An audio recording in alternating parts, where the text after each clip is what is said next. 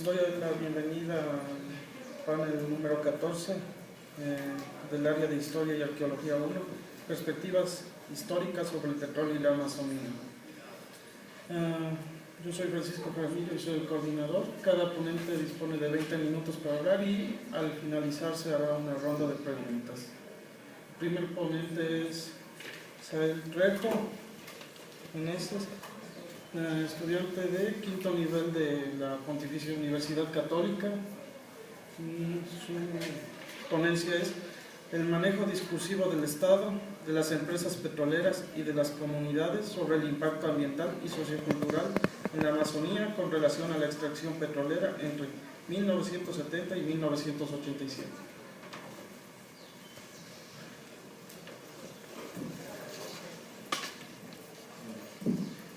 Buenos días a todos.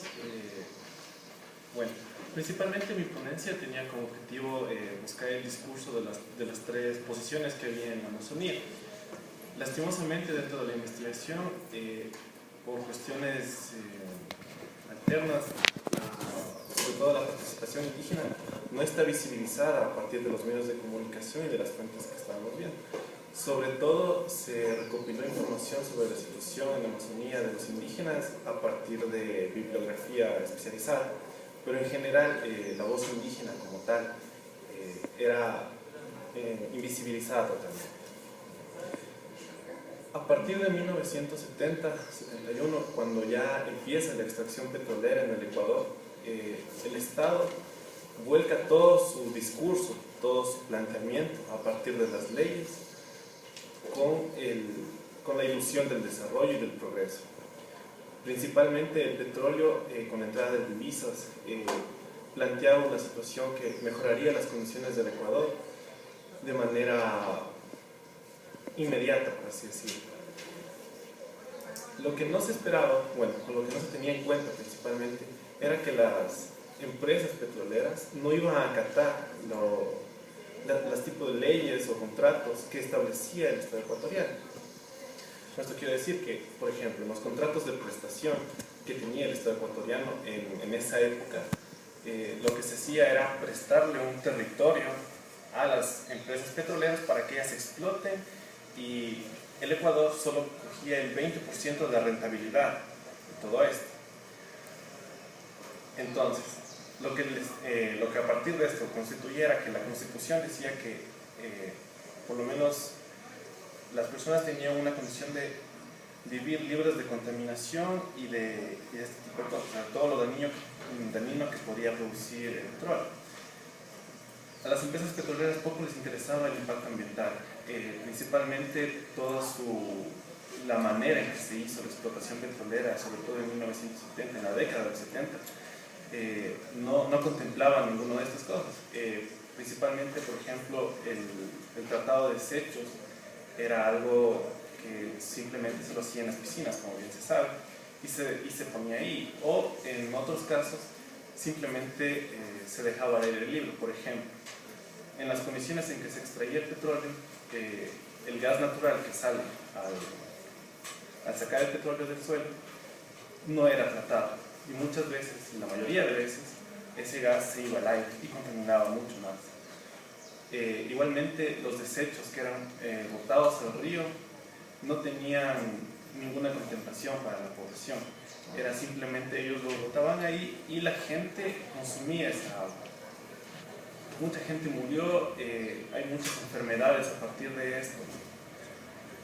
Lo interesante aquí es que el Estado ecuatoriano no se preocupó tampoco por hacer válida las leyes por ejemplo, de prevención ambiental o de salud, que marcaban como un ente moderador al Estado o a los ministerios, por ejemplo, el Ministerio de Salud.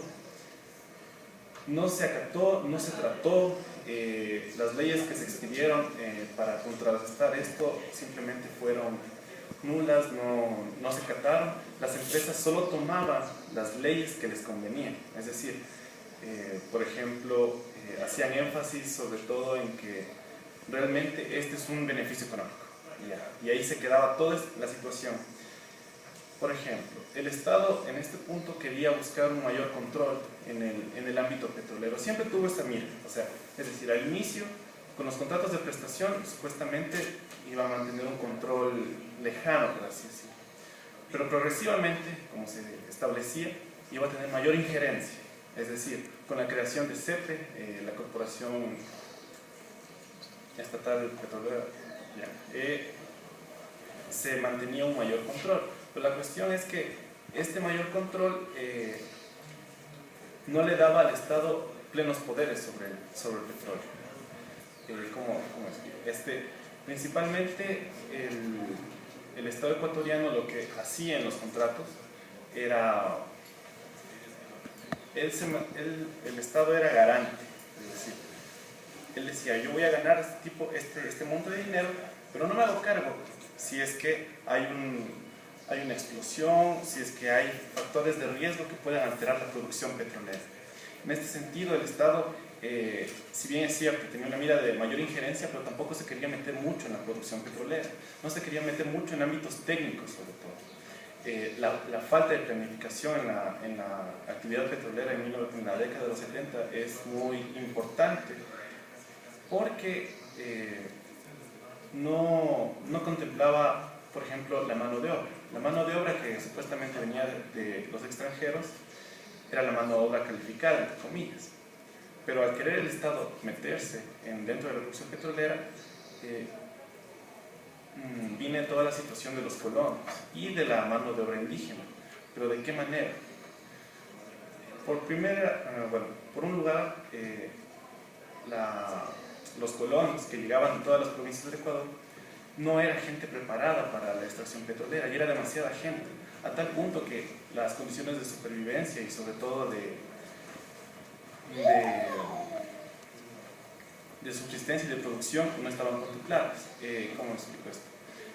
Los colonos, aparte de que la mano de obra de ellos era muy barata, no se la contempló, y de paso ellos tenían que buscar otras maneras para subsistir en este medio que era ajeno a ellos, por un lado, y segundo, que ya estaba habitado por otras comunidades, es decir, las comunidades indígenas que ya estaban ahí y que tuvieron que ser replegadas a partir de esto. Los colonos empezaron con la explotación maderera en escalas pequeñas, pero ya era demasiada afectación. La misma construcción de carreteras por las empresas petroleras para los pozos ya implicaba que los colonos se movieran atrás de ellos, porque sabían que el flujo de producción y etcétera venía desde las empresas petroleras. En este sentido, los colonos no tuvieron mayor tecnificación sobre lo que hacían. Aparte de esto, las comunidades indígenas, sobre todo en esta época, no eran consideradas como personas civilizadas, entre comillas, o cosas así, sino que simplemente eran salvajes, es decir, solo servían para tenerlos a un lado. Las incursiones evangélicas misioneras, antes de la explotación del petróleo por empresas extranjeras por sí, ya implicaban una deslegitimación de los indígenas. Es decir, los indígenas en esta época no eran vistos como mano de obra potencial. Es decir, en las misiones evangélicas lo que se hacía era enseñarles supuestamente la religión, que en este punto era la cristiana, y también se les pagaba, por así decirlo, con materia, o sea, cosas de primera necesidad, por ejemplo, como dinero, vivienda, comida, etc. En este sentido, la cultura indígena, bueno, los principales afectados fueron ellos, perdieron muchas de sus tradiciones y muchas de sus identidades a partir de esto. ¿Cómo lo explico? Para las misiones evangélicas, una persona adecuada tenía que ser una persona trabajadora y una persona moderna, por así decirlo, que sirva.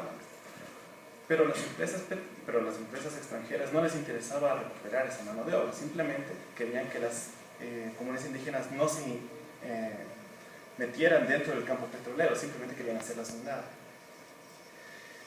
Lo importante de esto es que, además de que se les hacía a un lado, no se les permitía hablar, no se les daba mecanismos de contrarrestar a las petroleras que se iban al oriente y que simplemente entraban al territorio y hacían sus exploraciones y luego explotaban sin más.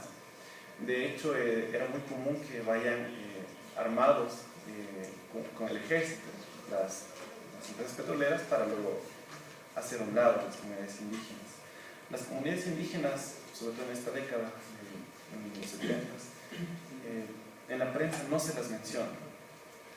Lo que gira en torno a la prensa y lo que se expone son los contratos, son la explotación, son los discursos de los mandatarios, son los discursos de las petroleras, que simplemente invisibilizan y no dejan ver, tampoco ven los daños ambientales que se logró, bueno, que no se logró, sino que se hizo en la Amazonía principalmente.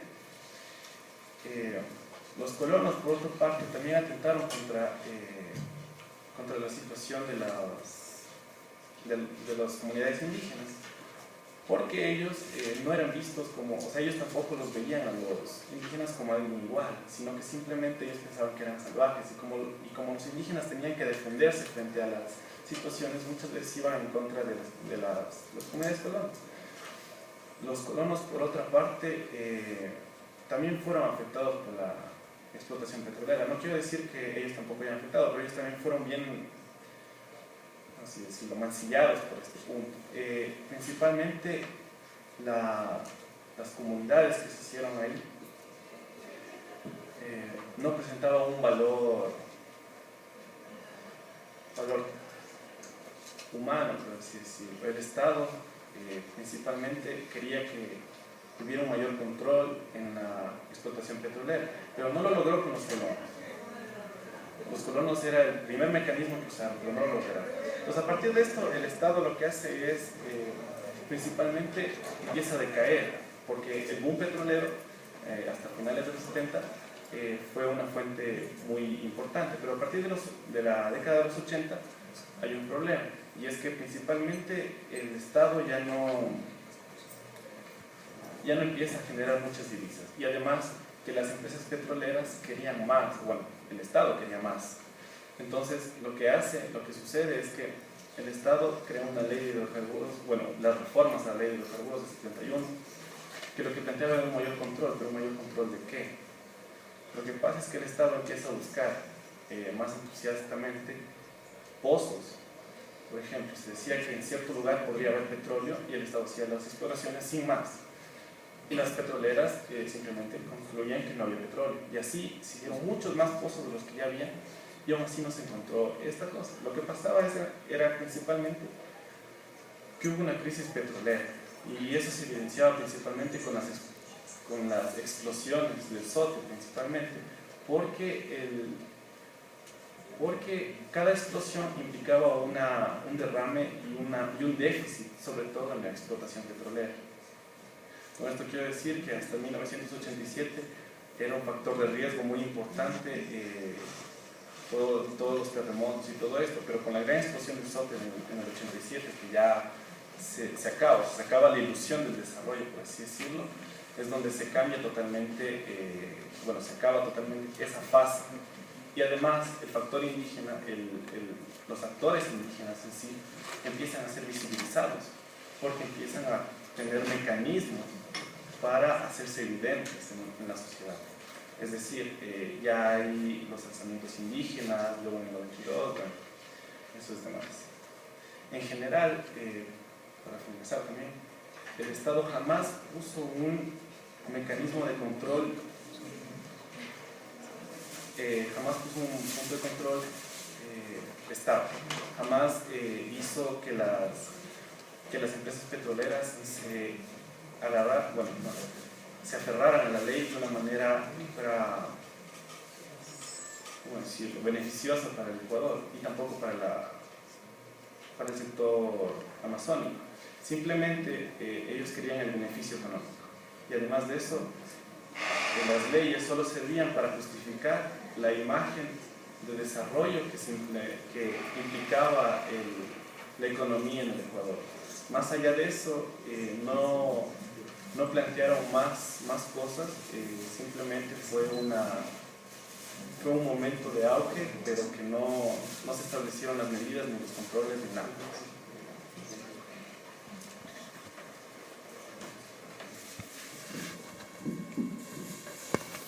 Nuestro siguiente ponente es Luis Esteban Bisuete Marcillo. estudiante de Historia en la Escuela de Ciencias Históricas de la Facultad de Ciencias Humanas de la Pontificia Universidad Católica del Ecuador.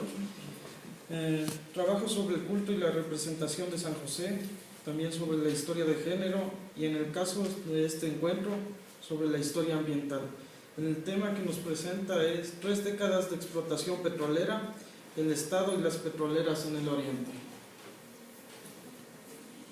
Bueno, primero quisiera agradecer la presencia de todos que se han dado el tiempo para estar en este panel y decirles que lo que voy a presentar ahora nace a raíz de una investigación dentro de una de las materias de la carrera de Historia que buscaba un ejercicio metodológico de manejo de fuentes.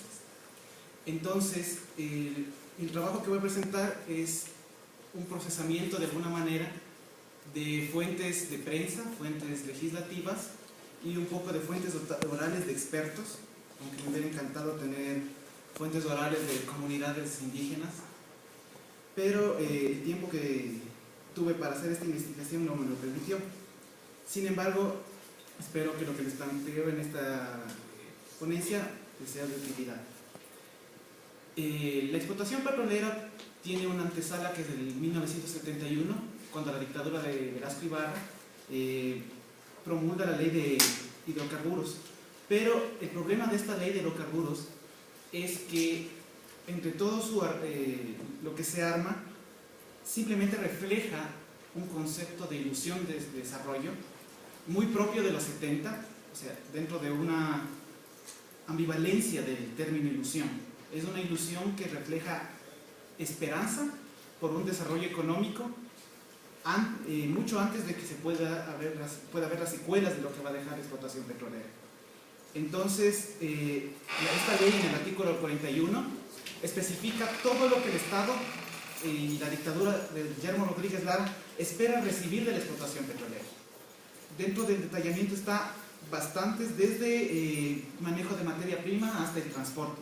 O sea, dentro están los 3 sectores de la economía ahí planteados en la ley como beneficio para el Estado. En cuanto a la prensa grande, como le estoy poniendo en el caso de esta ponencia, la prensa grande en el caso de esta ponencia plantea ciertos titulares. Por ejemplo, en el año de 1971, a raíz de la expedición de la ley, la prensa no solamente promulga toda la ley entera en más de una plana de sus diarios, sino que también alimenta un poco con titulares, por ejemplo, como la exportación desde el Oriente en agosto de 1972. Ya para cuando inicia la explotación petrolera, en junio de 1972 propiamente, la prensa pone un sinnúmero de titulares, toda la semana está copada del tema petrolero, y lo que dice ciertos diarios son titulares como una nueva etapa económica para el país, o el Ecuador entra hoy a la era del petróleo. Entonces, esto es importantísimo porque casi todos los artículos de esa semana plantean 3 cosas importantes, o sea, comunes e importantes. La primera es que se ha logrado ingresar a la selva amazónica, como ellos dicen, y además se ha logrado sacar el petróleo, que le ponen como una figura de que la selva ha protegido ese recurso durante varios siglos y ahora le va a servir de beneficio para el país. Después, la segunda idea es el oleoducto y las carreteras que se han construido en el Oriente. Las ponen como 2 grandes obras que han franqueado y han logrado vencer no solamente a la selva, sino han logrado vencer incluso a los Andes hasta llegar al Pacífico. Y la tercera idea es la proyección a futuro. Plantean el gran beneficio que va a tener para la explotación, para la economía ecuatoriana, y toda la responsabilidad que le compete al Estado el administrar este tipo de recursos. De la misma forma, Guillermo Rodríguez Lara y su gobierno, con la llegada del primer barril de petróleo Balao, difunden un documental que se llama Primer Barril de Petróleo, en el cual se la deja ver como la gran oportunidad, igual que en la prensa, exactamente igual que en la prensa grande, pero el manejo de este video no solamente es informativo para lo que sucedió en Balao primero, con el primer barril, sino es todo este armaje desde Balao hasta Quito, con la llegada del barril de petróleo y el dejar un barril de petróleo en cada una de las provincias que ellos dicen hermanas. Y además yo lo veo como una cuestión de convencimiento para la población de que el petróleo es una gran esperanza y una gran oportunidad para el país. De ahí me gustaría hablar sobre los mecanismos. O sea, el Estado tiene un interés en la región amazónica y lo que le impide tener un control es que la región amazónica durante siglos, desde la colonia, pasando por la república del siglo XX, fue una región completamente separada del país. No porque la región se haya separado por sí misma, sino porque simplemente no planteaba un espacio de interés para los grupos de poder de la época y las élites de gobierno. Entonces, lo que se trata es mecanismos de control. ¿Cuáles son estos mecanismos de control? Son unos que están completamente basados en las necesidades planteadas desde el Estado. La primera necesidad es la necesidad de soberanía. Es el hecho de no perder más territorio en guerras, por lo tanto tenían que mover población, tenían que mover militares, o sea, crear un armaje de frontera viva para evitar los comunes conflictos con el Perú que se veían en el siglo XX. De ahí, de alguna manera también, garantizar su ingreso al Oriente. Hay que pensar al Estado como no necesariamente ya como el que tiene, como el encargado de ver el bienestar. Ya con el ingreso de CEPE al Oriente, tiene que pensarse al Estado como un empresario petrolero. O sea, realmente eso es crucial, porque al mismo tiempo era un empresario.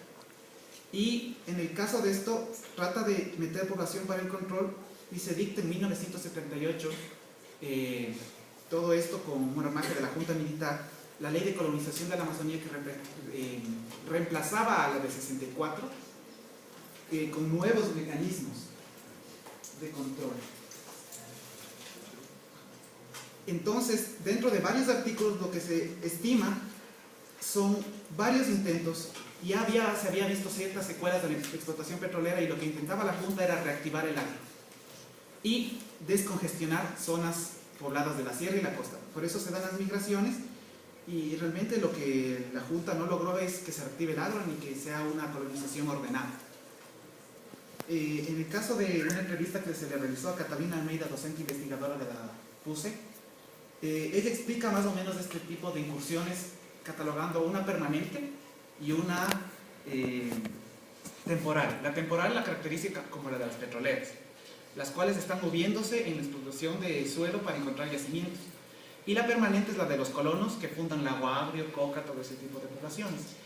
El problema es que, ¿por qué se fundan Lago Agrio y Coca? Es porque el colono ve que las petroleras tienen un cierto paso hacia los bloques donde extraen petróleo y ven que hay un constante flujo de ellas, entonces se establecen ahí como centros permanentes para buscar una subsistencia. O sea, toda la depredación de la selva, todos los conflictos con las comunidades tiene que vérselos como una necesidad de supervivencia de los colonos.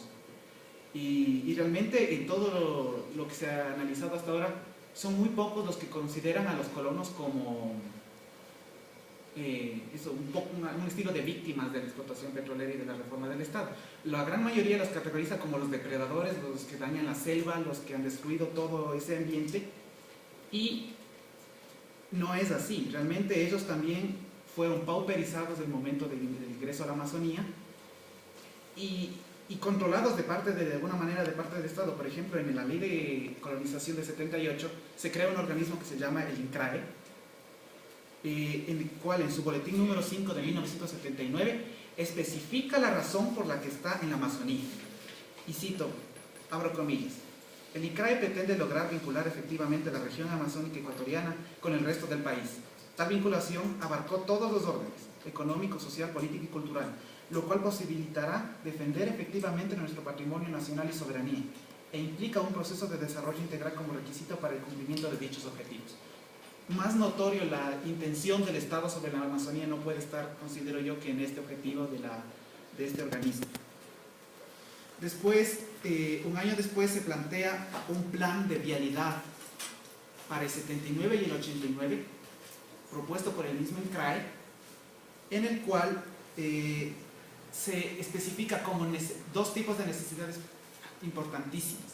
La necesidad militar, en la que se involucra a la soberanía, y la necesidad político-social, en la que se arguye el desarrollo del país y la necesidad de un intercambio interprovincial e interregional. Mecanismos notorios para la vinculación de la Amazonía al resto de la unidad nacional.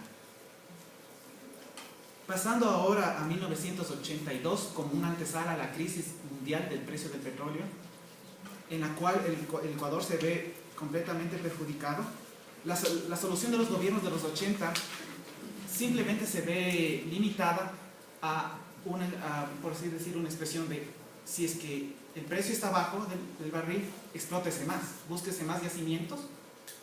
Y eso es lo que se hizo. O sea, mecanismos como la sísmica, en la cual tenía que botarse cables y tenía que dinamitarse para ver si había yacimientos petroleros, por obvias razones iban a depredar la selva amazónica, iban a afectar a las comunidades amazónicas, en las cuales en los 70 no se pensaba, a principios de los 80 tampoco, y es a partir de los 80 cuando comienza a revitalizarse el movimiento indígena ecuatoriano, en el cual comienza a tomarse un poco de cuenta, pero es por los conflictos con las comunidades, no porque el Estado las haya incluido dentro de estos. El 87 es un año muy importante porque tiene que ver con la rotura del oleoducto en la zona del Reventador. Esto pone en auge a sectores de ambientalistas, ecologistas, pone en auge al Estado, a toda la opinión pública, y nuevamente encontramos en la prensa titulares completamente preocupados por la explotación petrolera. Por ejemplo, una vez que se rompe el oleoducto, lo que le preocupa al Estado ecuatoriano y le preocupa a la prensa, o sea, manejada y sabemos que llevada a los intereses de las élites económicas ecuatorianas, hay ciertos titulares, por ejemplo, como terremoto económico, como millonarias pérdidas por no exportarse el petróleo, catástrofe económica por daños de oleoducto, las reservas petroleras alcanzarán solo 35 días, tendremos que importar crudo. Todos esos son titulares de ese año, como resultado de la rotura del oleoducto. Al gobierno de León Febres Cordero lo que le interesó es no tener el colapso de la economía en ese momento, porque el recurso importante en el cual ya se había visto que es una dependencia abismal al petróleo, había sufrido su primera crisis grande, porque realmente no podía llegar de la manera en que ellos esperaban avalado para la exportación. En 1989 se ve que CEPE ya no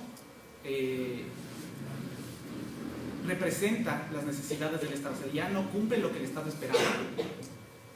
Y esto es lógico, porque por ejemplo en 1972 CEPE entra a funcionar, pero el Ecuador carecía de ingenieros para las labores que la empresa debía realizar. Los ingenieros comienzan a formarse a raíz del 72 y esperan que en el 89 Petroecuador y los ingenieros ya puedan solucionar el problema de la explotación petrolera en la Amazonía. Pero lo que sucede es que en el 89 ya el mundo está viendo al medio ambiente cuidado, y las empresas tienen que cuidar de alguna manera. Hay dos leyes completamente insípidas, el Código de Salud del 71 y la Ley de Prevención y Control de la Contaminación del Medio Ambiente en el 76, que no se cumplieron, no lograron casi nada. Y se dan cuenta que en el 89, si bien tenían preparados ingenieros, estos ingenieros no estaban especializados en medio ambiente. Entonces tienen que esperar otro tiempo, hasta la actualidad, creo yo, para que los ingenieros estén preparados, ahora sí, en petróleos, minas y medio ambiente. Eso es completamente paradójico. Entonces, ¿cuál es el problema con las comunidades indígenas a partir de esta ya que se comienza a evidenciar su presencia? Más que dicho, no es que no estén, sino que no se les tome en cuenta. Es esto de que ya el Estado ve una pauperización también de las comunidades indígenas. A los indígenas se los trata como pobres en los 80 y en los 90 también, porque han sido insertos al mercado occidental, dentro del cual ellos no se manejaban, o sea, no hay un manejo, y por ende no van a estar dentro de un manejo económico, del sistema económico ecuatoriano, de todo esto, y van obviamente a ser catalogados de pobres, de mendigos, y toda esta cuestión. También hay un problema generacional, por ejemplo en el caso Hugo Borani con entre las entrevistas que se le hizo a Catalina Almeida, ella plantea un cambio generacional dentro de los guaraníes. Hay una primera generación que está antes del contacto con el Instituto Lingüístico de Verano, en el cual ellos todavía manejaban completamente el idioma guaraní y no manejaban el español. Una segunda generación, que es más o menos la de Ompoe, que es el problema de Ompoe y todo eso, en los que ya hablan español y hablan su lengua original. O sea, hay un contacto entre las misiones, las comunidades, pero los hijos de esta última generación, una tercera generación que ahorita, según Catalina Almeida, están entre 12 y 30 años, tienen el problema de que han crecido en el paternalismo de las petroleras, y esto ha sido devastador por completo a la tradición y a la cultura de las comunidades indígenas. No pretendo plantear que las comunidades indígenas no deben tener una cierta relación con Occidente, simplemente en que tenemos que ahora, y los que se encargan de este tipo de investigaciones, es ponerse a pensar cuánto se ha perdido de la cultura y la tradición indígena. También cuánto se va a seguir perdiendo, porque las comunidades indígenas siguen en contacto con Occidente y de una manera descontrolada. El Estado realmente no ha tenido una inserción en eso. Lo que ha hecho es mandar escuelas en las que se les intenta formar dentro de los lineamientos que se forma en Quito, tanto como se les forma en Guayaquil como se les forma en Cuenca. Ahora quiero plantear un poco a través de los postulados de Nancy Fraser lo que es el levantamiento indígena al principio de los 90. En esta cuestión, ver a los indígenas sin una capacidad de agencia es terrible, porque la prensa de esos años, por ejemplo, federaciones como la ganadera y la agrícola, es como la tratan, como el mismo estilo del buen salvaje, en el cual es completamente manipulable y era incapaz en su levantamiento de organizarse por ellos mismos.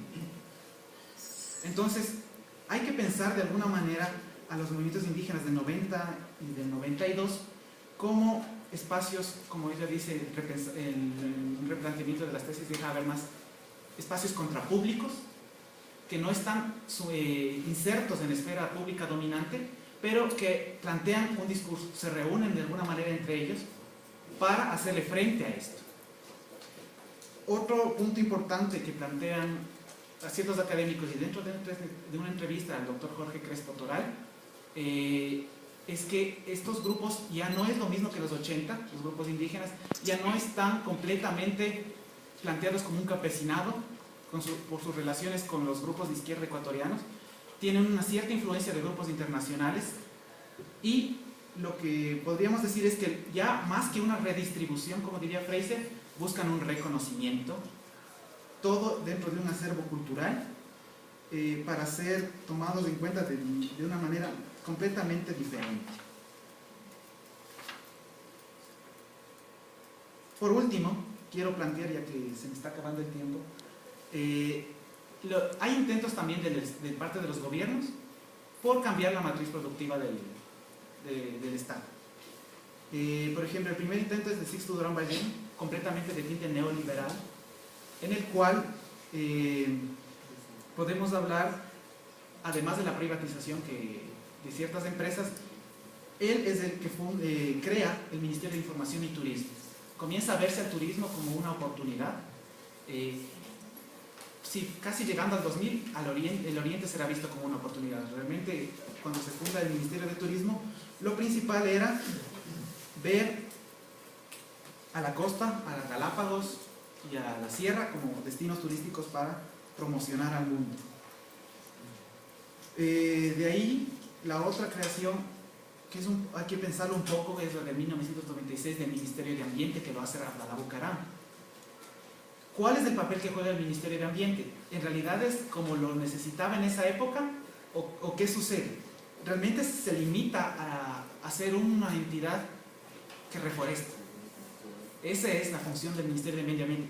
Aunque el logro de la creación de este ministerio es quitarle a los otros ministerios su función de cuidado de medio ambiente y crear un organismo sólido que se encargue ya de esto. Entonces, para terminar mi ponencia, pese a la transformación en los ministerios, la dependencia del petróleo aún era fuerte en los años 90. Se había aumentado el número de pozos y el desastre ambiental producido por Texaco hizo que los ojos de varias organizaciones se pongan en la explotación petrolera en Ecuador. Aunque no se, como se dijo antes, las rentas petroleras mal negociadas no pudieron impedir la crisis monetaria dada a finales de siglo. Es así como también se comenzó a dar forma a un Estado cada vez más paternalista y cerrado y errado en la disposición de sus recursos. Un Estado que dependía del petróleo paternalista va a traer problemas cuando ya no haya el recurso. ¿Cómo va a poder solventar esta imagen del paternalismo con subsidios y muchas cosas más? En los 90, la ilusión, el término ilusión, podríamos hablar ya no de una esperanza, sino más bien de una situación ficticia para tratar de justificar el gran extractivismo de las 3 décadas como una continuación del boom que inició en 1972. Gracias.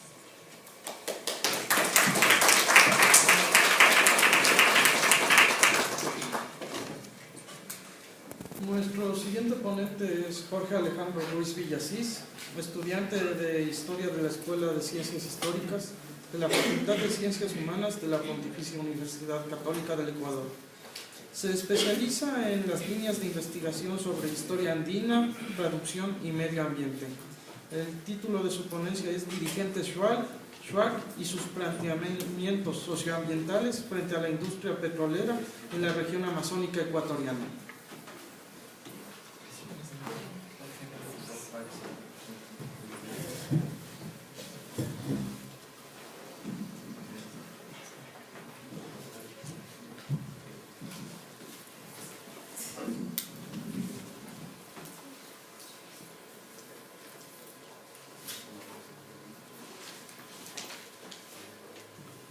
Bueno, muy buenos días, soy Jorge Ruiz y mi compañero, soy estudiante de la Escuela de Ciencias Históricas de la Facultad de Ciencias Humanas de la PUC en Quito. Primeramente, quiero felicitar a los organizadores del evento Ecuatorianistas Conca 2013 por la organización y que han hecho de este evento. Mi ponencia es Dirigente Shuar y sus planteamientos socioambientales frente a la industria petrolera en la región amazónica ecuatoriana. El presente ensayo se enmarca temporalmente entre el año de 1972, inicio del primer auge petrolero en el Ecuador, y el presente año 2013, coyuntura de la 11ª ronda petrolera, y espacialmente en la región amazónica ecuatoriana, comprendida por las provincias de Sucumbíos, Napo, Orellana, Pastaza, Moramá, Santiago, Zamora, Chinchipe, en las cuales se encuentran territorios de las nacionalidades indígenas Shuar, Secoya, Siona, Guarani, Achuar, Aicofán, Quichua, Zápara, Andoa y Xiriar. En este trabajo se ha intentado resolver la pregunta ¿cuáles han sido los planteamientos socioambientales de los dirigentes Shuar frente a la industria petrolera en la región amazónica ecuatoriana? La pregunta central del presente trabajo surgió en el contexto de la asignatura Metodología de la Investigación Histórica a cargo de la maestra Sofía Luzuriaga de la Escuela de Historia de la PUC. En el proceso de construcción de la pregunta central nos remitimos primeramente al impacto socioambiental en comunidades Shuar por explotación petrolera desde el auge económico del 72. Esta aproximación se fue transformando por 2 motivos. En primer lugar, a diferencia de la región norte de la Amazonía ecuatoriana, no existe una gran cantidad de denuncias de impactos socioambientales en comunidades Shuar, convirtiéndose eso en un impedimento para la pesquisa debido a la necesidad de búsqueda mayor de información y al límite de tiempo con el que contábamos. En segundo lugar, pese a que no ha habido una gran cantidad de demandas sobre impactos socioambientales en territorio Shuar, sus dirigentes han tomado parte a nivel discursivo en la temática petrolera, por lo menos desde el inicio del auge petrolero en el 72. De esta forma llegamos a la pregunta que guía el presente estudio. Los conceptos que se utilizan como base en este escrito son gobernanza y gobernabilidad, términos trabajados en el marco de conflictos socioambientales en el caso ecuatoriano por el sociólogo Guillaume Fontaine. Según Prats, gobernanza se entiende como el sistema que enmarca la acción de los actores sociales y la acción de gobernar, lo cual incluye la política, las políticas públicas y la administración pública. Por otra parte, según Camus, gobernabilidad se entiende como el proceso que produce el equilibrio dinámico entre el nivel de demandas expresadas por la sociedad y la capacidad del sistema institucional de procesarlas de manera legítima y eficiente. Adicionalmente, la noción de análisis medioambiental por dimensiones, retomado por el historiador Manuel Andrés García al preguntarse sobre la viabilidad de la beta medioambiental en los estudios históricos, nos lleva a enfocarnos en las dimensiones cultural, económica, física y biótica de entre las planteadas como acento para este enfoque. En cuanto al trabajo de fuentes históricas, hemos realizado un análisis a través de la búsqueda de testimonios de dirigentes pertenecientes a la nacionalidad Shuar, tanto en fuentes primarias como en secundarias, comprendidas por fuentes históricas y bibliográficas, entre ellas prensa, legislativas, audiovisuales y orales. La novedad de esta consulta radica en la estructuración de un compendio de la diversidad de voces de dirigentes Shuar a lo largo de la época petrolera ecuatoriana, desde una perspectiva de investigación histórica con énfasis en el aspecto medioambiental. Aquí he señalado unas 3 limitaciones de mi presente trabajo y que espero que sean posibles proyecciones de investigación futura. Primeramente, se ha dejado de lado los testimonios de individuos Shuar que no han cumplido funciones de dirigencia o de representación popular por restricciones de tiempo y objeto mismo de estudio planteado en la pregunta central. Tampoco se ha hecho una búsqueda de planteamientos Shuar previos al año de 1972, como aquellos que pudieron existir ante el ingreso de la Royal Dutch Shell Oil Corporation en la década de 1940 en la cordillera del Putucú. Y como última limitación, tenemos que la mayoría de nuestras fuentes se centran desde el 99 hasta el presente año, mientras que del 72 al 1999 son un poco más escasas. Esto no significa que no haya una gran cantidad con respecto a los últimos años, sino más bien que hemos tomado estas 3 décadas antes del siglo XXI más bien como un espectro histórico. Bueno, aquí simplemente imágenes de las fuentes con las que trabajamos, Bueno, olvidé mencionar al inicio de la ponencia que la autoría de esta ponencia es mía, con la colaboración de Cintia Chica, que es otra compañera de la Escuela de Ciencias Históricas. Entonces, tan solo son imágenes de unas pocas y selectas fuentes, digamos, fuentes legislativas, prensa, audiovisuales, prensa igualmente, audiovisuales y bibliográficas. Las 3 áreas en las que yo he estructurado los planteamientos Shuar del 72 hasta el presente año son 3. La primera, el uso de la memoria en el discurso de los dirigentes Shuar. La segunda, los planteamientos socioambientales de los dirigentes Shuar, que es el centro de la ponencia. Y por último, la comunicación de los temas petroleros en la nacionalidad Shuar.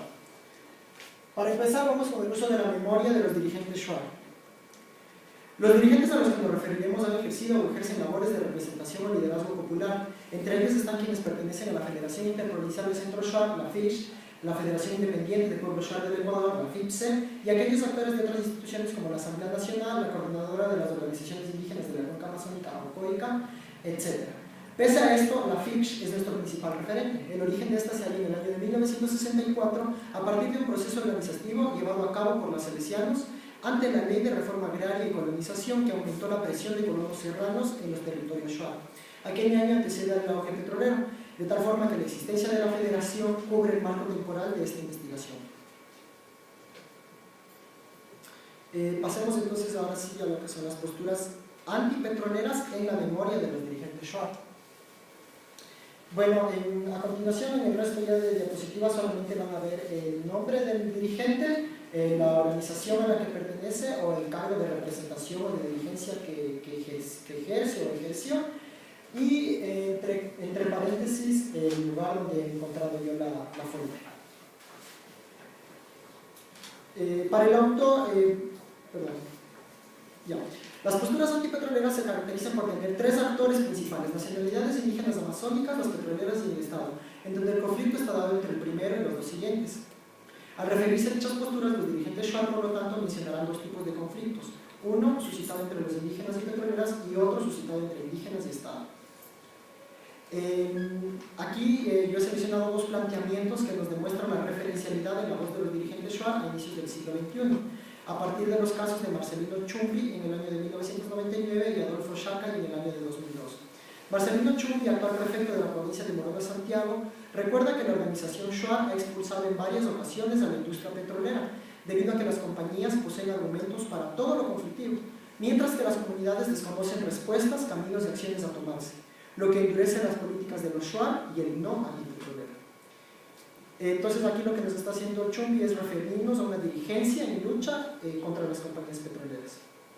Esta lucha contra las petroleras y contra el Estado como referencias históricas en el discurso lo continúan siendo ya iniciada la segunda década del siglo XXI. Esto lo podemos ver en las entrevistas que realizamos a Diana Tamaín, ex legisladora de la Asamblea Nacional durante el periodo 2009-2013, y Severine Charupi, actualmente dirigente del Departamento de Juventud de la CONAIE. Bueno, me hubiera encantado citar todas las fuentes que les estoy presentando para presentarles las voces de los diversos dirigentes, pero en vista del tiempo voy a tener que simplemente resumir en algunos casos y en otros casos solamente citar a quienes están de acuerdo con esos planteamientos. Entonces les he citado ya a Chumbi y más o menos en la misma línea tenemos a Tamaín y a Charupi en las entrevistas que realizamos. Lo importante es que en estas entrevistas descubrimos, en resumen, que para estos dirigentes Shuar sí existe en el Ecuador gobernanza, pero no existe gobernabilidad.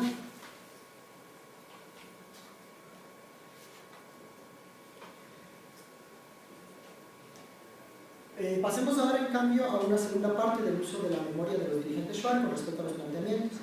En esta segunda parte lo que vemos ahora son las posturas de convivencia con la industria petrolera. Antes habíamos visto posturas antipetroleras, entonces tenemos que tener en cuenta que los dirigentes no solamente recuerdan posturas antipetroleras, sino también posturas de convivencia. ¿Qué consisten estas dos posturas de convivencia? Yo he destacado dos tipos. Primero, aquellas que realizan actividades económicas alternas a la industria petrolera, y segundo, aquellas que se benefician directamente de las empresas petroleras. En cuanto a aquellas que realizan actividades económicas alternas, tenemos a Ampam Caracas en 2001 y también a Teresa Jinvicti en el 2004. Voy a citar solamente a Caracas.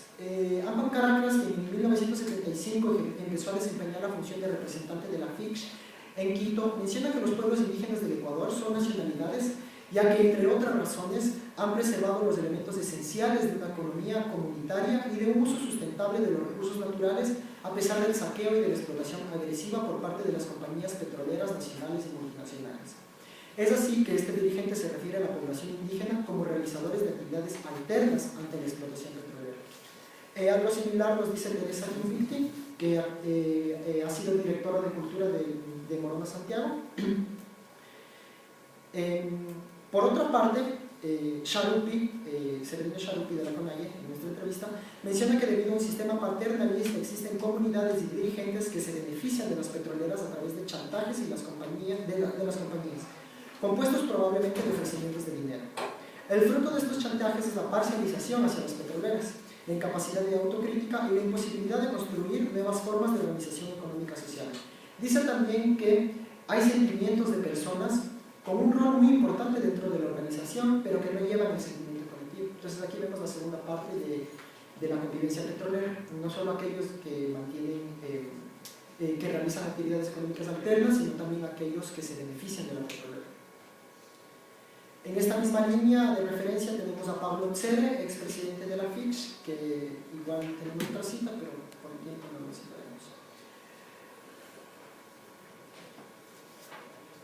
Entonces pasemos ahora a los planteamientos ya en sí sociales y ambientales de los dirigentes Shuar. Aquí cabe decir que para mí ha sido muy interesante este trabajo, principalmente por la división que comúnmente se hace al tema social y al tema ambiental, y también por la unión típica que se hace entre lo social y ambiental, es decir, socioambiental. Precisamente ya que la nacionalidad Shuar es una nacionalidad en contacto directo netamente con la naturaleza, lo social y lo ambiental prácticamente es una misma cuestión. Entonces aquí yo he tenido una ambigüedad en referirme a socioambiental o a social y ambiental. Pero empezaremos con lo social y después veremos una unión entre social y ambiental. Igual hay otros, como ya les dije, varios dirigentes o representantes a qué representan y en dónde encontrar la fuente. Veamos los planteamientos sociales y ambientales de algunos dirigentes. Lo que veremos primeramente son aquellos aspectos que atañen a la economía, al trabajo y a la salud, en otras palabras, el aspecto social. Entonces, todas las fuentes que yo he encontrado con respecto al tema social están divididos en estos tres enfoques: en lo económico, en el trabajo y en la salud. Miguel Tancamash, primer presidente de la FICH, expuso en la Cámara Nacional de Representantes del Ecuador, función legislativa en aquel entonces, en el año de 1979, lo siguiente: ¿dónde está la justicia cuando se empezaba a explotar el petróleo? Los ingresos económicos del petróleo, ¿qué beneficio han traído para los ecuatorianos? Cuando se ha agravado peor la situación ecuatoriana y cuando a nosotros, los que vivimos en la región amazónica, y en realidad no nos han dado ni un solo centavo, ¿dónde está el beneficio de la producción petrolera? En ningún momento ha beneficiado, pues, señores, entonces, ¿dónde se predica la justicia social? ¿Dónde se habla de patriotismo? ¿Dónde se habla del civismo ecuatoriano? Vislumbramos entonces que uno de los planteamientos de carácter social ligado a la industria petrolera fue la redistribución justa de la riqueza, es decir, económico. Pero con el pasar de los años esto tuvo un giro y nos encontramos 20 años después, en 1979, con un planteamiento expuesto por Marcelino Chumbi, que no voy a citarlo textualmente, pero en resumen lo que busca es que los integrantes de la nacionalidad Shuar ingresen en el capitalismo y ellos se conviertan en los futuros empresarios de las industrias petroleras, ya sea como inversionistas o como asesores o como directores de las mismas industrias. Esto nos lleva a hablar directamente de otro aspecto social en los planteamientos Shuar frente a la industria petrolera: el trabajo. El ingreso en nuevos mercados laborales es una constante que veremos en varios discursos Shuar, como por ejemplo Ampam Caracas en 2001 y Adolfo Shaka en 2002.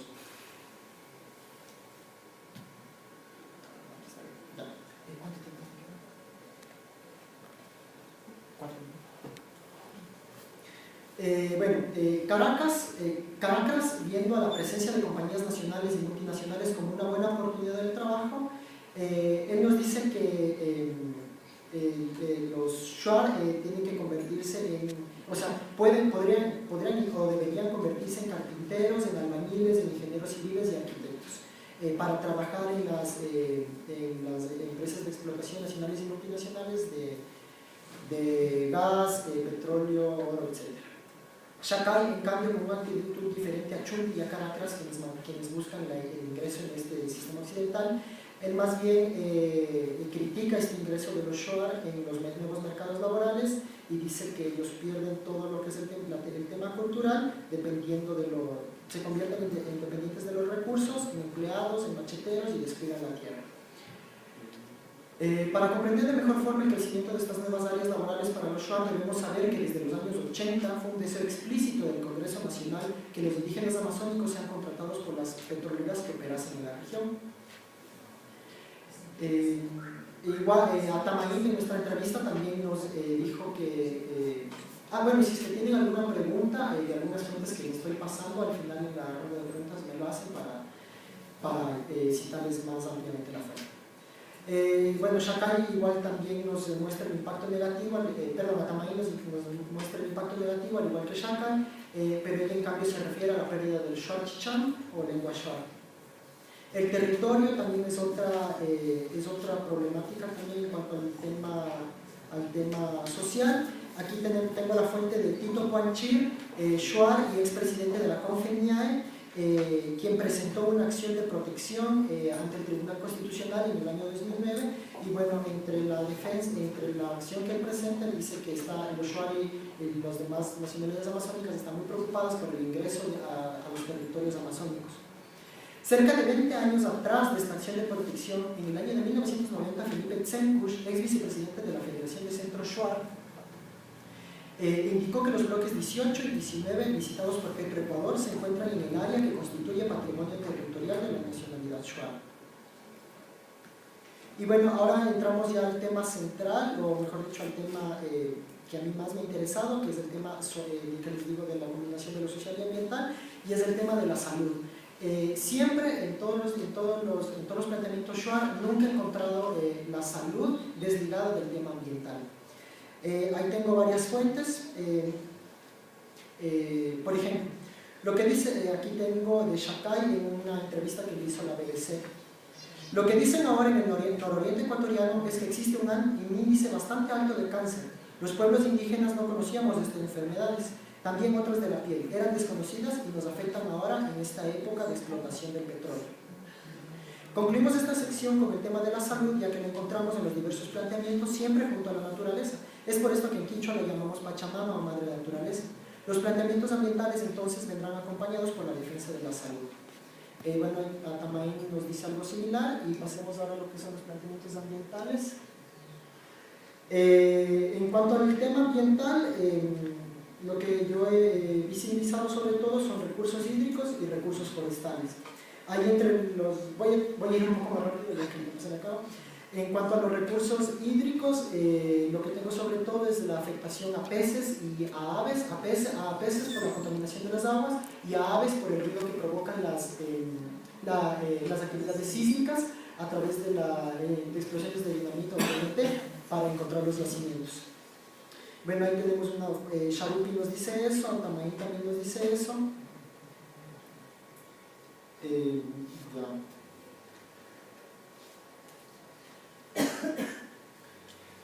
Y bueno, también frente a esto también nos encontramos con propuestas alternativas, o sea, qué hacer para no afectar al medio ambiente. Ahí tenemos Marcelino Chumbi, nos dice que se debe crear un equipo de modelo de desarrollo SHAR que investigue estos impactos ambientales. Atamaín, en cambio, ella dice que se debe impulsar el turismo. Y en cambio, Miguel Tancamash, el 27 de junio, esto es interesante. Bueno, Atamaín también lo que nos dice no solamente el turismo, sino también en pequeños y medianos productores agrícolas.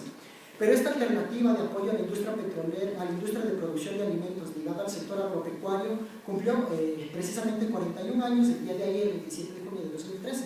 Pues Miguel Tancamash había enviado el 27 de junio de 1972 una carta al director del diario El Comercio, en la que decía: invitamos a los representantes del gobierno a que con verdadero espíritu de ecuatorianidad conozcan nuestros esfuerzos y aportes a favor del cambio que el Oriente y el país necesitan y solicitan a sus dirigentes que conozcan el Oriente y que se piense que el Oriente no vale solamente porque tenemos el petróleo. El Oriente es grande y es el porvenir del país por sus inigualables posibilidades, sobre todo de explotación agropecuaria. Entonces son 41 años de esta solicitud. Y bueno, pasamos finalmente a la última área que he identificado en todos los planteamientos, ya es la comunicación de los temas petroleros en la nacionalidad SHAR. Por un lado, está dividido en dos: primero, el aprendizaje de otros territorios y de otras actividades en la Amazonía, y segundo lugar, la conflictividad a nivel interno y externo de la nacionalidad SHAR. Con respecto a los aprendizajes de otros territorios, bueno, igual ahí tenemos varias fuentes. Diana Atamaín de la revista Vistazo en el 2010, igual Atamaín en la entrevista que hizo en el 2013, Chumbi en su libro de 1999, que es parte de una tesis, Pablo Tzere en una entrevista hecha por Diario de la Hora en el 2003, Tito Juanchir en la acción de protección presentada al Tribunal Constitucional que les mencioné en el 2009, Francisco Chiqui en la web de la radio La Voz de Arutam en el 2012, Domingo Anquash, expresidente de la CONFENIAE, en un documental hecho por el director Larrea en el 2010, también en otro documental, también en la que aparece Domingo Anquash, que se llama Account from the Shore, y también en la entrevista que le hemos hecho a Sharupi en este año. En resumen, lo que tenemos de todas estas fuentes que les he presentado es que la temática petrolera nunca está desligada a, bueno, no nunca, pero comúnmente siempre viene acompañada en la voz de los dirigentes SHAR, no solamente de su territorio, del territorio SHAR, sino también de todos los otros territorios que han sido afectados. Es decir, que hay una alimentación de información muy importante que reciben de otras nacionalidades, por un lado, y por otro lado también que se recibe no solo de información que se recibe no solamente de la industria petrolera, sino también de otro tipo de industrias, como la industria maderera o las industrias de explotación minera. Tengo varias fuentes, si quieren luego me preguntan sobre esto. Y finalmente, la conflictividad externa e interna de la nacionalidad SHAR. El tema del consentimiento y de la consulta previa es lo que resalta al momento de la recepción del planteamiento SHAR por parte de las petroleras y del Estado. Así tenemos a Felipe Tselkush, ex vicepresidente de la FICSH, quien en 1990 dijo que las compañías petroleras que han participado en la sexta ronda de licitaciones que logró Petroecuador no podrán ingresar en la región amazónica si previamente no cuentan con el consentimiento de los pueblos. Esto ya fue dicho en 1990, luego Chiqui lo vuelve a decir el anterior año, en 2012, frente a la coyuntura de la 11ª ronda petrolera que le estamos viviendo viendo actualmente. Atamaín nos dijo lo mismo en la entrevista. Lo que sí debemos mencionar es que dichas posturas de exigencia a la consulta previa tienen como máximo referente la demanda planteada por la FIPSE, en la cual el Tribunal Constitucional consideró que los derechos colectivos del pueblo shuar habían sido violados. Es decir, esta demanda que planteó la FIPSE contra ARCO, y la ARCO no pudo entrar gracias a que la FIPSE hizo esta demanda contra la petrolera. Ya se acabó. Y finalmente, bueno, tenemos ya la conflictividad suscitada entre los shuar y el Estado, que lo podemos ver, por ejemplo, en el caso de Pepe Acacho, cuando se presentó ante el presidente Rafael Correa en el año de 2009, y Pepe le habló en shuar a él, y entre las cosas que le dijo fue que los indígenas amazónicos de la nación shuar son muy bravos, y que por eso él no iba a hablar mucho. Luego se armó todo un quilombo, como dirían los argentinos, ahí en pleno Palacio Presidencial, entre otras cosas que se dijo, etc. Una actitud similar ya se había suscitado en el 79, cuando en el Congreso Nacional Miguel Tancamás también se había presentó un discurso y también habló sobre la necesidad de que el Ecuador, de que el Estado ecuatoriano tenga un reconocimiento a los grupos étnicos que tienen su propio idioma. Es decir, es muy importante la lengua en cuanto a esto, en cuanto a la conflictividad entre shuar y Estado. Y finalmente, bueno, ya luego tenemos la conflictividad entre shuar y petroleras. Para finalizar el presente trabajo, presento la conflictividad suscitada al interior de la nacionalidad shuar debido a la temática petrolera. Ya no a nivel externo, shuar, petroleras y Estado, sino shuar. Esta conflictividad es pensada gracias a lo expuesto por Teodoro Bustamante. Él nos dice que el contacto con el mundo no indígena de los occidentales ha jugado un rol ambivalente. En algunas ocasiones ha agudizado la conflictividad interna. En otros casos ha contribuido a disminuir la violencia. Esto depende fundamentalmente de la calidad del contacto con el exterior.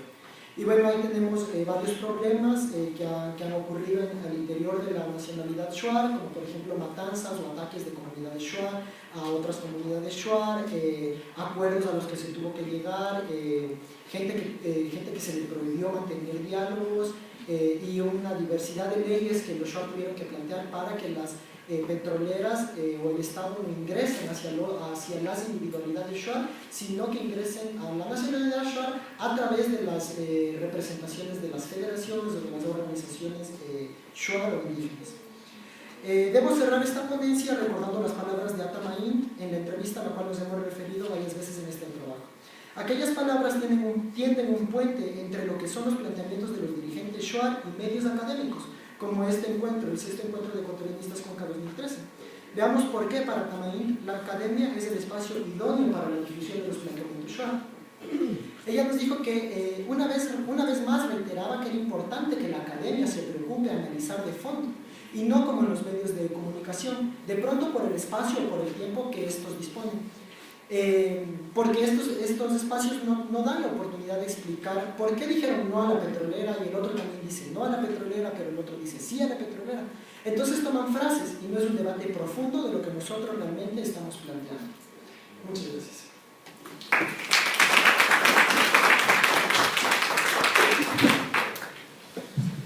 Nuestro cuarto ponente es Sebastián Andrade. Igualmente es estudiante de quinto nivel de Historia en la Escuela de Ciencias Históricas de la Facultad de Ciencias Humanas de la Pontificia Universidad Católica del Ecuador. Sus líneas de investigación son temas de historia económica e historia ambiental, y esta ponencia la tituló Preservación y Conservación, Discurso o Realidad, la construcción del discurso ecológico en el Ecuador desde la década de los 90. Buenos días. En el título hay un cambio que es la construcción del manejo ecológico en el Ecuador a partir de la década de los 90. Al igual que como yo explicaron los... ¿Podrías repetir el cambio? La construcción del manejo ecológico en el Ecuador a partir de la década de los 90. Igual como explicaron mis compañeros, esta investigación partió de una clase de la carrera de Historia, que es la clase de Metodología. El presente trabajo tiene como centro el manejo ecológico dentro de nuestro país a partir de la década de los 90. Si bien la mirada ambientalista en el Ecuador ya la podemos encontrar desde los 70, con el Código de Salud del 71, o la influencia traída desde afuera, desde la cumbre de Estocolmo del 72, la década de los 90 introduce lo que se llamará la legislación ambientalista y se basará principalmente esta legislación en los principios de la cumbre de Río del 92 y su posterior declaración sobre el medio ambiente y el desarrollo. La declaración de Río tomará en cuenta distintos aspectos sobre la calidad de vida del ser humano. En su principio 1, priorizará la creación de modelos de desarrollo sustentable que sirvan para poder vivir en un ambiente sano y en buena relación con la naturaleza. Por otra parte, la declaración del Río del 92 servirá como base para los futuros proyectos de legislación ambiental en el Ecuador y será gracias a lo cual se comienza a partir de 1999 a crear normativas políticas básicas ambientales. Será también desde donde se parta para la aplicación de normas como calidad ambiental, recursos naturales y la biodiversidad, que a su vez servirá para promover instrumentos jurídicos, económicos y administrativos que ayuden en condiciones de problemas ambientales. Además de la declaración del Río del 92, tenemos el convenio de biodiversidad biológica suscrito en el mismo año y ratificado en el 2013. Este convenio, como lo explican Iván y María José Narváez, tiene tres objetivos principales. Sí, conservar la diversidad biológica, usar sustentablemente los recursos biológicos y asegurar la participación justa y equitativa de los beneficios derivados del uso de recursos energéticos. Cierro sí. Gracias a estos convenios se logrará dar paso a la creación del Instituto Ecuatoriano Forestal y de Áreas Naturales y Vida Silvestre, INEPAM, y la Comisión de Asesor Ambiental. También se dará paso en octubre de 2023 a la emisión del reglamento y regulaciones que establece los límites permisibles u otros parámetros para emisiones de descargas, la ley 44 de hidrocarburos, la ley de reforma, la ley 48 del registro oficial del 28 de septiembre de 2003. Para el 1996 se dará un gran paso a nivel nacional. Se creará el Ministerio de Medio Ambiente, el cual, en sus objetivos, intentará convertirse en el máximo regulador de las políticas ambientales nacionales y será el encargado de coordinar las relaciones públicas y privadas en caso de cualquier desastre ambiental. Ayudará además a la creación de nuevas medidas políticas y jurídicas y tiene que crear un mayor control a nivel ambiental. Posterior a esto, en el 97 se emitió el reglamento ambiental para las actividades mineras en el Ecuador y la ley de descentralización y participación social. En 1998 se creará la ley de régimen especial para la conservación y desarrollo sustentable de la provincia de Galápagos. Todos estos cambios de la administración ecuatoriana servirán para intentar crear primero una conciencia a nivel nacional de los recursos y la biodiversidad existente en el país, y así crear una conciencia de lo necesario que es precautelar estos diferentes espacios. Según la legislación buscará crear medidas más fuertes de manejo de producción y extracción de recursos naturales dentro del territorio nacional, especialmente dentro de las áreas colectivas. En 1998, con la nueva Constitución, vino una cantidad de medidas precautelares a favor del medio ambiente. Primero, en el artículo 3, número 3, el Estado consideró como deber primordial su cuidado y protección. Según, en el numeral 87, el Estado se volvió el encargado de velar por él y por medio de ley y de derecho. Tercero, para cualquier explotación y exploración petrolera de recursos no renovables, se crea la consulta e información a las poblaciones sectores a esto. Y cuarto, en el artículo 89, el Estado iba a ser el encargado de promover medidas y acciones que permitan el uso de tecnologías limpias y energías alternativas, la estimulación de usos ecológicamente amigables y regular cualquier uso de organismos genéticamente modificados. Pero a la vez, en esta Constitución, el Estado se volvió dueño de los recursos naturales y de los mecanismos de explotación de estos recursos, como lo estipula en el artículo 247. Sí, son propiedad inalienable e imprescriptible del Estado los recursos naturales no renovables y en general los productos de su suelo, los minerales y sustancias cuya naturaleza sean distintas de la del suelo, incluso los que se encuentran en las áreas cubiertas por las aguas del mar territorial. Estos bienes serán explotados en función de los intereses nacionales. Su explotación y exploración nacional podrá ser llevados a cabo por empresas públicas, mixtas o privadas, de acuerdo a la ley. Este artículo deja ver que los recursos naturales pertenecen al Estado y el Estado puede hacer uso de ellos cuando le convenga, y que a su vez trae una cierta dudas, como es por medio de qué parámetros va a decir qué explotación es de interés nacional y cuál no, y qué va a pasar si encuentra estos recursos dentro de áreas protegidas por otros convenios, como los territorios ancestrales de culturas indígenas. Pasada la nueva Carta Magna, en 1999 se creará la Ley de Gestión Ambiental y la Ley de Preservación y Control de Contaminación Ambiental, la Ley Forestal de Conservación de Áreas Naturales y Vías Silvestres en el 2002, el Reglamento Ambiental para actividades hidrocarburíferas y el Reglamento de Consulta previa y participación para actividades hidrocarburíferas. Todas enmarcadas en buscar una mejor solución a los problemas existentes para la época en cuanto a contaminación e impactos socioambientales, y en especial por los producidos por las actividades petroleras. Y es justamente aquí, en este momento, cuando se da un cambio en el ámbito penal también. Se da varias reformas del Código Penal, como la Ley 9944 del Registro Oficial del 25 de enero del 2000, el Código de Procedimiento Penal promulgado el 13 de julio del 2003. Además, en 2004 se codificará la Ley Forestal y de Conservación de Áreas Naturales y Vías Silvestres, la Ley de Preservación de Zonas de Reservas y Parques Nacionales y la Ley de Gestión Ambiental y la Ley que protege la biodiversidad en el Ecuador. Pero si bien este cambio de ley ecuatoriano ayuda a concienciar y prevenir que la gente haga daño a la naturaleza, para muchos analistas en el 2008, por la nueva Constitución de Montecristi, se da el gran cambio que se necesitaba para llevar al Ecuador a un nuevo tipo de legislación ambiental. La Constitución del 98, en el artículo 10, era un parámetro hasta ese momento inexistente en el derecho ambiental ecuatoriano. Reconoció la naturaleza como sujeto de derecho, es decir, que como el resto de individuos y grupos posee una misma jerarquía constitucional. Además, se crea el suma causal o buen vivir, donde pone en interés público la protección, preservación y recuperación del medio ambiente. Con estos dos artículos, como dice Narváez, cito, busca hacer frente a la ineficiencia de la gestión pública y a la impunidad de los delitos provenientes de la corrupción. Así es como el control social en materia ambiental, por ejemplo, se aspira que coadyuve a la consecución de los objetivos anteriores, contribuye al aprovechamiento ecológicamente sostenible y equitativo de la diversidad biológica y de los recursos naturales en general, además de la preservación de los pueblos indígenas y sus culturas ancestrales. Cierra así. Pero al igual que en la anterior Constitución, en esta el Estado se vuelve el dueño de lo que ahora se llamará sector estratégico. Esto, según el artículo 3.3, numeral 3, se considera sectores estratégicos de energía de todas sus formas, las telecomunicaciones, los recursos naturales no renovables, el transporte y las refinaciones de hidrocarburos, la biodiversidad, el patrimonio genético, el espectro radioeléctrico, el agua y los demás que determine la ley. Otra vez, el Estado se volvía dueño de estos sectores. Y, igual que en la anterior Constitución, el Estado va a ser el que pueda hacer uso de estos recursos y se va a volver el dueño de los recursos. Y otra vez queda la cuestión de qué va a pasar si estos recursos, o sea, cómo ellos miden qué es un sector estratégico y qué no.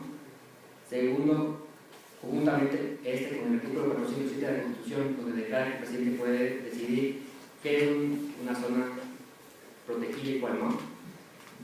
Hacían pensar cómo se van a utilizar estos recursos y qué va a pasar otra vez si estos se encuentran en áreas protegidas. Porque si en el artículo 407 el presidente puede declarar cuál es la área protegida y cuál no, tranquilamente podría eliminar o agrandar una área protegida, depende si hay o no recursos en ese lugar. Un ejemplo de estas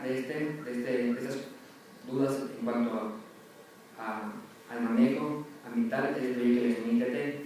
En el año 2007 el gobierno lanza a nivel mundial la iniciativa Yasuní ITT, la cual consiste en dejar bajo tierra los yacimientos de petróleo encontrados en los bloques Ixipingo, Tifutín y Tangococho.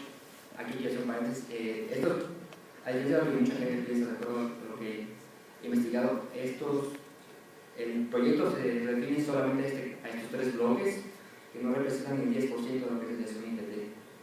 Entonces, a diferencia de lo que muestran que las propagandas del presidente que dice, ya ven, sabemos que Yasuní, el proyecto solo está enmarcado en estos tres bloques. Ya, este proyecto, sí, dentro de sus parámetros no tiene un tipo definido. Se espera recibir al menos el 50% de lo que se supone sacaría el Estado al explotar estos bloques. Con ese dinero se intenta crear un fondo, el cual va a servir al Estado en 4 puntos. El primero es la preservación y conservación de áreas protegidas, el segundo es la reforestación, forestación y manejo apropiado de áreas de bosque, El tercero, energía renovable y el incremento de la eficiencia de la energía nacional. Y el cuarto, la promoción social para las zonas de influencia de la iniciativa. En un principio, el proyecto tuvo una gran acogida. Por ejemplo, el Diario del Comercio, en su artículo del 6 de junio del 2007, estipula: los organismos multilaterales de América Latina han ofrecido aportar entre $200 y $600,000. Más adelante agregará: se mantiene la oferta del gobierno noruego. La forma de apoyo será el canje de deuda del Ecuador con ese país, que alcanza los $100 millones. Pero la crisis económica de 2008 hizo que el gobierno replantee la propuesta. Actualmente, según fuentes de comercio, no solo no se ha alcanzado el objetivo económico inicial, además la recaudación se encuentra muy lejos del límite. Estos problemas han planteado varias preguntas de que si realmente se va a lograr cumplir con esta iniciativa o simplemente se va a quedar en eso, una buena idea. Actualmente el gobierno piensa evaluar de nuevo el proyecto para ver si es posible mantenerlo o no. Además de esto, de los problemas económicos, han aparecido nuevas dudas. Una de las preguntas es: ¿qué va a pasar con el parque Yasuní Tetés durante el bloque durante el tiempo que se va a tener bajo tierra el petróleo? ¿Se lo va a volver un lugar turístico? ¿Se lo va a dar a las comunidades para sustentabilidad? También ha surgido la pregunta de cuánto realmente es el tiempo que se va a dejar bajo el flujo de tierra, porque en el artículo se estipula que es por tiempo indefinido, es decir, que puede ser dentro de 5 años como puede ser dentro de 30. Todas las dudas y desinformación hacen pensar que el Yasuní Tetés se hubiera quedado en una buena idea que se transformó en un discurso propaganda de gobierno, pero que ni se lo concreta ni se lo destima, que se hubiera saludado a la gente sobre lo que realmente va a pasar con ese espacio y con la economía, al ser nosotros un país tan dependiente del petróleo. Algo que sí dejó la iniciativa Yasuní Tetés fue la marca Ecuador a la vida, la cual sale casi conjuntamente con esta iniciativa y aparece en todas sus promociones. La marca Ecuador a la vida es una idea gubernamental que parte de la búsqueda de tener una imagen que nos represente como nación a nivel internacional. Está conformado por una combinación de anillos pintados de 20 diferentes tonos cromáticos que dan la concepción de una espiral que sale. Debajo de este sello aparece el eslogan Ecuador ama la vida.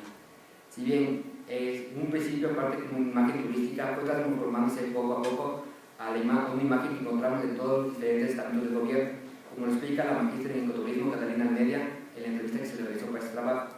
Comenzó como una imagen país del destino turístico Ecuador, un uso netamente turístico para los mercados internacionales. De ahí pasó a ser la imagen país, que ahora la usa desde el presidente y tú vas a todos los ministerios y está el sello. Cierro cita. La construcción de una imagen nacional es realmente algo complicado, porque todo el mundo ve a su país de una manera diferente. Un ejercicio simple para comprobar esto es hacer que alguien cierre los ojos y preguntarle qué es lo primero que ve para él o para ella que representa a él, que representa el país. Las respuestas van a variar mucho dependiendo de la experiencia de cada persona. Sin embargo, esta imagen en su portal web da una descripción de los diferentes puntos que conlleva esta marca, desde su significado, su origen y su porqué. Pero en sí, el portal web no acerca a la gente hacia lo que realmente quiere decir este logo y su eslogan publicitario. Sus concepciones muchas veces son muy generales. Por ejemplo, dice: 20 son los tonos de nuestra paleta cromática, representando a todo el colorido existente en todas las regiones del país, su gente, paisajes, etnias, artesanías, gastronomía y instituciones culturales de todo tipo. De este modo no nos dice concretamente qué es ser ecuatoriano, qué es haber nacido en este país. Solo dice que somos un país lleno de diferencias que pueden ser o no atractivas. No nos dice realmente, lo que es la marca, por qué nos representa esa marca. Su eslogan es aún menos explicativo, es más general. ¿Qué quiere decir Ecuador ama la vida? ¿Quiere decir que acaso todo el mundo en el país vivimos de una armonía con la naturaleza? ¿O que Ecuador es un lugar donde la gente ama vivir? ¿O simplemente quiere decir que todos amamos vivir? Todos estos interrogantes salen a ver oír este eslogan, el cual aparece en todos los diferentes medios de comunicación y están utilizados por el gobierno como la revolución avanza o la patria es de todos, que son imágenes institucionales del gobierno. Además del Estado y las leyes existentes, hay otras instituciones que también han influido en el tema ambiental dentro del país. Estas son las organizaciones no gubernamentales o ONGs.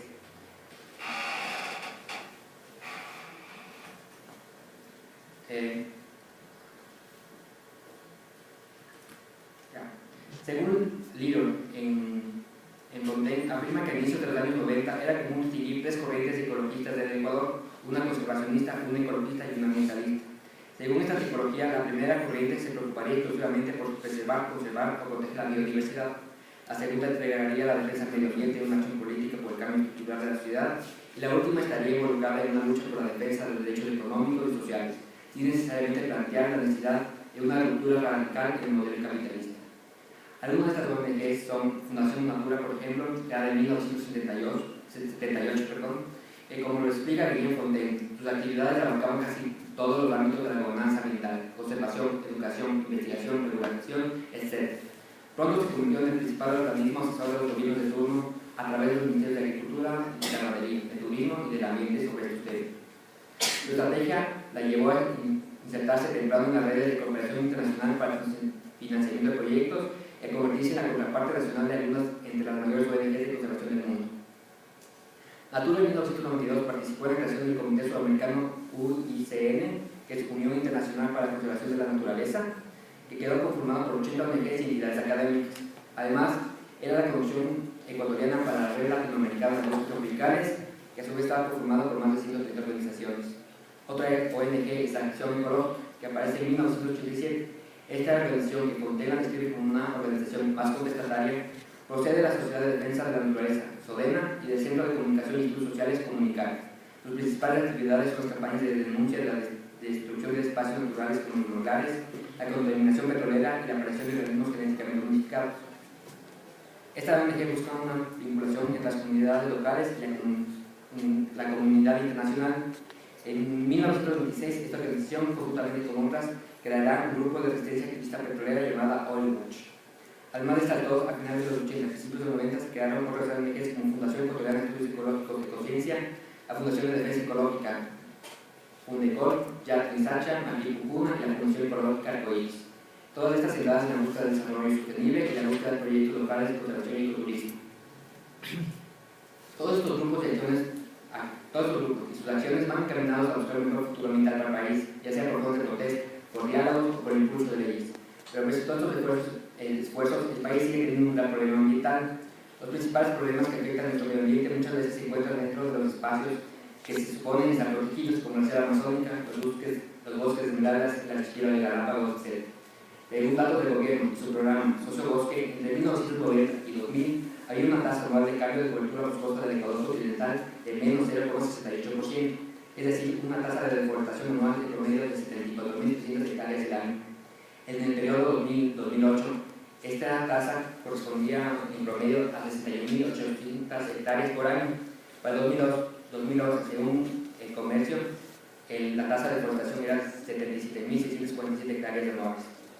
Pero también encontramos la contaminación por emisión de gases. Según el Sistema Único de Información Ambiental, SUIA, para el 1990 por habitante había una emisión de CO2 de 25,81 toneladas. Para el 2000 era de 38,47 toneladas y para el 2006 era de 30,5 toneladas. Donde las mayores emisiones de gas provenían del sector del transporte, el aceite terrestre, aerofluvial, además de las industrias energéticas, manufactureras, minerías, entre otros. En resumen, desde la década de 90 hasta la actualidad se ha ido creando poco a poco un cierto grupo de reglamentos y leyes que buscan encontrar un equilibrio entre el desarrollo y la preservación del medio ambiente. Este marco legal ha venido transformándose de ser una ley de control de qué se explota o no, a convertirse o a considerar la naturaleza como un sujeto de derecho como cualquier individuo en el país. Sin embargo, los últimos datos presentados han demostrado que si el país puede ser un amplio repertorio de leyes, procesos y búsqueda de protección ambiental, el cambio no se ha ido dando en gran medida dentro del país.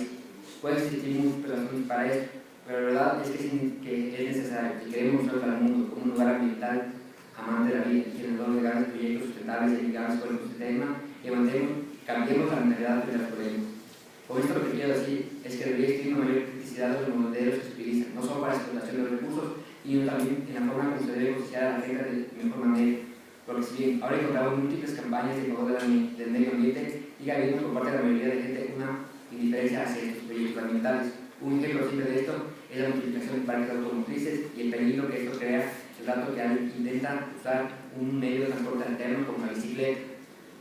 O, por ejemplo, el hecho de que ahora se intente reciclar la basura de sus diferentes contenedores, muchas veces cuando uno intenta botar el papel encuentra plástico, botellas, encontrando la diferencia que la gente tiene hacia estos proyectos.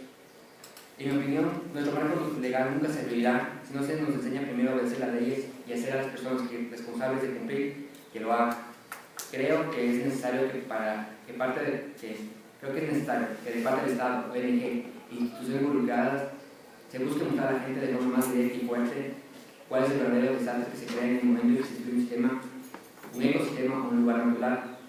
Es necesario que tengamos más conciencia de lo que pasa alrededor de es necesario que tengamos más conciencia de lo que pasa alrededor nuestro y que busquemos más en el medio ambiente y dejemos de preocuparnos solamente de un bienestar material. Gracias.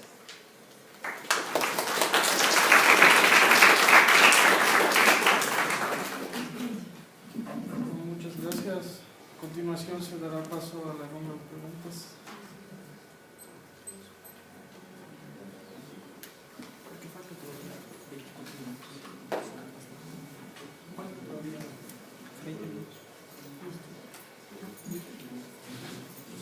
Sí, a continuación se abre la ronda de preguntas. Yo tengo una pregunta para el grupo. ¿Ustedes trabajan con un taller o algo por el estilo? Porque si bien han compartido una clase, veo que